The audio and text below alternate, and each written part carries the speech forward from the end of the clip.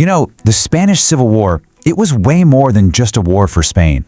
In a lot of ways, it was a war for the soul of the entire 20th century. It absolutely captured the world's attention, and it became this brutal dress rehearsal for the huge ideas. We're talking fascism, communism, democracy that were about to tear Europe apart in World War II.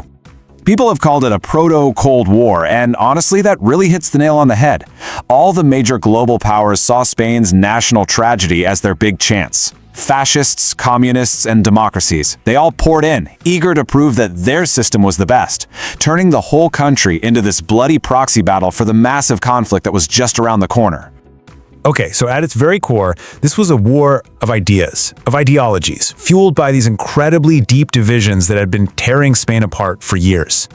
And to really get a handle on just how deep those divisions ran, we've got to rewind a bit and look at the Republic's rocky road to war. See, the seeds of this thing were planted years before a single shot was ever fired. Spain was just caught in this impossible tug-of-war between a desperate need for change and a powerful, deep-seated attachment to the old ways.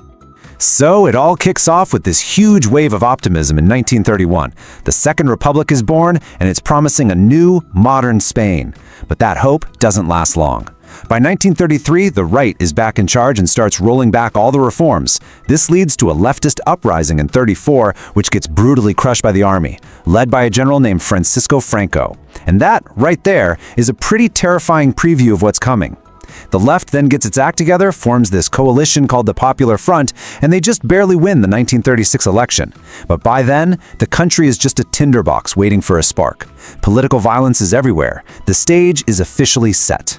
And then, in July 1936, boom, the spark hits the tinderbox. A group of conservative generals tries to launch a coup, but it doesn't work, at least not completely. It fails to take the whole country, so instead it just splits Spain clean in two, creating two warring sides and kicking off a horrific civil war. All right, so who are we talking about here? On one side, you've got the nationalists, basically a coalition of the old guard. You know, monarchists, fascists from the Spanish Falange Party, and very traditional Catholics who were terrified of a modern, secular Spain. And on the other side, you had the Republicans, a real chaotic mix of pretty much everyone else. Socialists, communists, anarchists, liberals.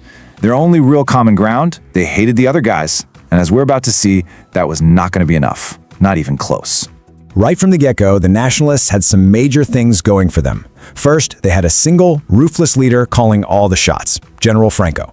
No committees, no debates, just one guy in charge. Second, they had powerful friends in their corner getting coordinated help from Hitler's Germany and Mussolini's Italy. And third, they had the Army of Africa, their most professional, most battle-hardened troops. This unified front gave them a massive, massive advantage. Because, you see, while the nationalists were getting their act together, the Republicans were, well, they were falling apart. They were fracturing from the inside. Their fatal weakness wasn't a lack of courage or passion, it was their own internal conflicts. They were literally fighting a war within the war. So you gotta ask why. Why on earth was the Republic so divided? Well, because hating the nationalists was the only thing holding their fragile coalition together. And when push came to shove, it just wasn't a strong enough glue to overcome their own, completely different, competing visions for what Spain should even be. Just take a look at this breakdown. The official government, their goal was simple: win the war and survive, period.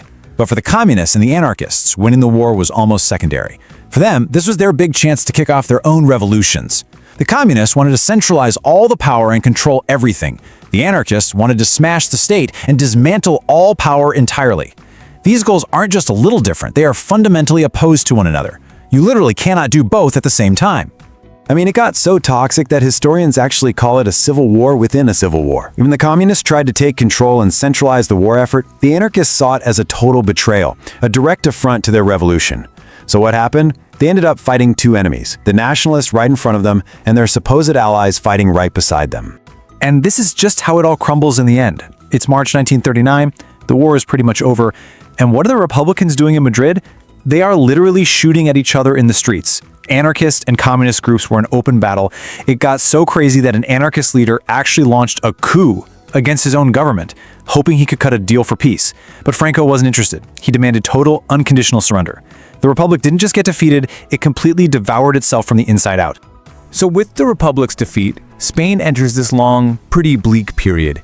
It leaves behind this painful legacy of division and a really chilling lesson for the rest of the world about the price you pay for disunity. On April 1st, 1939, General Franco goes on the radio and declares victory. The war is over. And for Spain, a new and really brutal chapter of absolute rule was just getting started. And Franco's dictatorship, wow, it lasted for nearly 40 years. He ruled with an iron fist, centralizing power, clamping down on regional identities, and forcing traditional Catholic values on the country. He even brought back the monarchy, but named himself regent for life. And it wasn't until he died in 1975 that his own hand-picked successor, King Juan Carlos I, did something nobody expected, and he guided Spain all the way back to the democracy it had lost so many decades before. All of this leaves us with a really tough question, doesn't it? The Spanish Civil War seems to teach this brutal political lesson, that a unified front, even a ruthless one with a simple goal, can crush a divided alliance full of big ideas. So it makes you wonder, when you're facing a fight for your very survival, does unity always win out over ideology?